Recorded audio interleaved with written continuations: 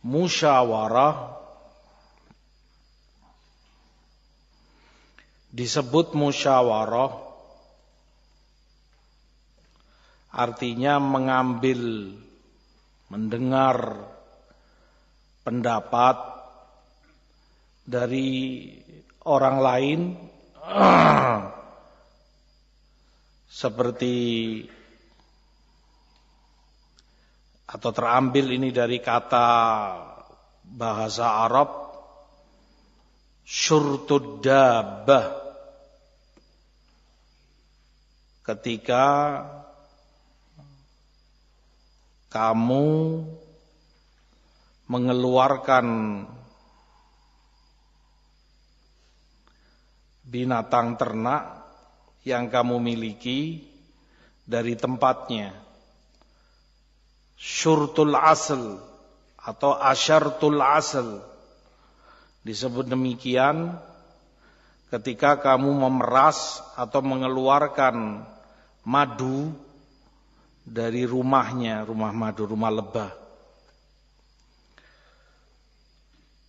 Makanya kemudian disebut musyawarah, kamu keluarkan, kamu ambil apa yang menjadi pendapat atau arahan dari saudara-saudaramu yang lain, mukminin.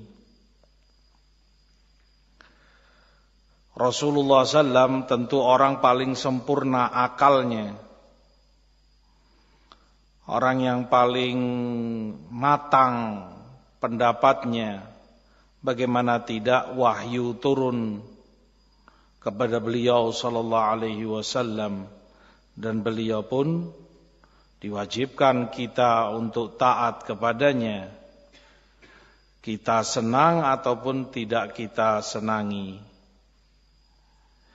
Itu pun Allah perintahkan kepada beliau alaihi salatu wassalam sebagai uswah bagi umatnya untuk bermusyawarah dengan mereka dalam perkara-perkara tadi yang telah disebutkan oleh mufassirin yang memang patut untuk dimusyawarahkan. Kata Hasan rahimahullahu ta'ala,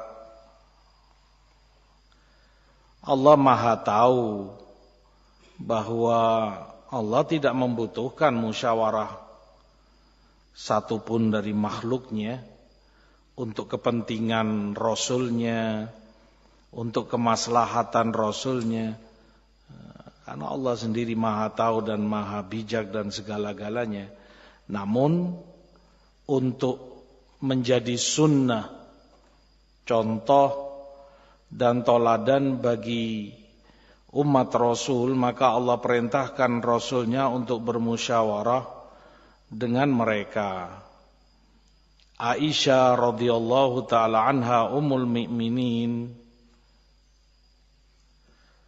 tentu yang paling tahu suaminya dan Rasulnya sallallahu alaihi wasallam.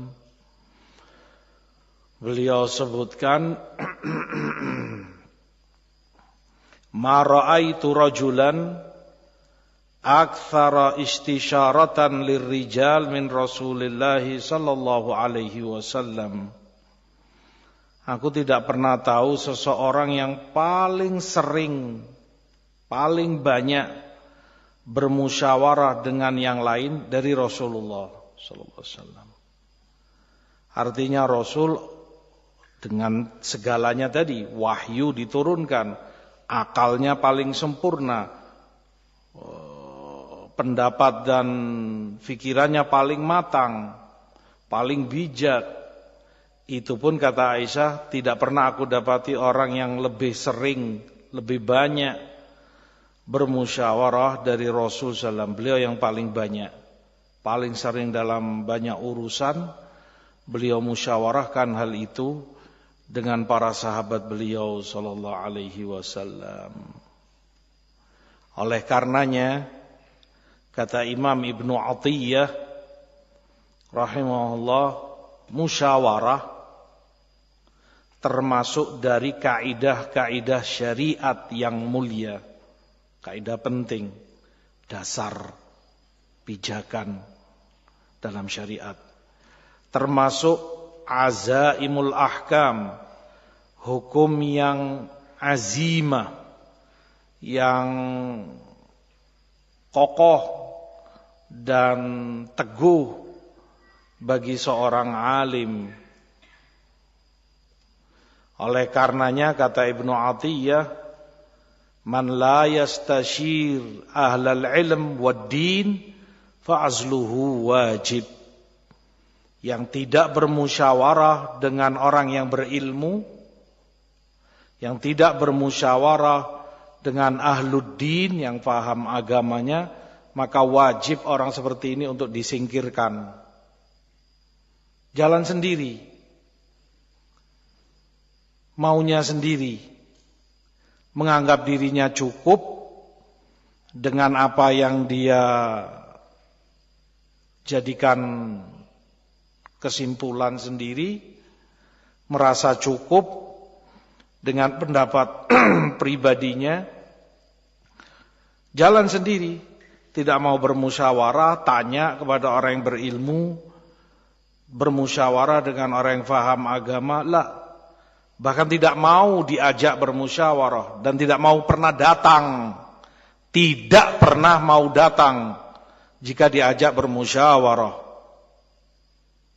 Yang semacam ini kata Ibnu Atiyah, yang wajib disingkirkan, tidak boleh punya posisi dan tempat dan menunjukkan kebodohannya. Ingat Aisyah katakan, Rasul yang seperti itu pun paling seringnya orang bermusyawarah. Waman anta? Waman nahnu? Siapa kamu, siapa kita? Kemudian gak mau bermusyawarah, gak mau diajak berunding, diajak rapat, diajak ijtima', jalan sendiri. Ana sudah menganggap ini yang terbaik, ini pilihan ana, ini sudah pendapat ana. Tidak menggubris, tidak mau tahu, cuek dengan saudara-saudaranya. Bukan demikian akhlak mukminin. Bukan demikian Rasul SAW mencontohkan kepada umatnya. Kata Ibnu Atiyah, hadza ma la khilafa fi. Bahkan tentang ini tidak ada perselisihan di kalangan ulama, bahwa musyawarah itu memang kaidah syariat, tonggak dan penopangnya hukum. Dan yang tidak bermusyawarah dengan ahlul ilm wa ahlud din ma'zul, disingkirkan. Seperti yang Allah sebutkan dalam Asy-Syura, pujian kepada mukminin, wa amruhum syura bainahum, bahwa mereka selalu bermusyawarah dalam urusannya.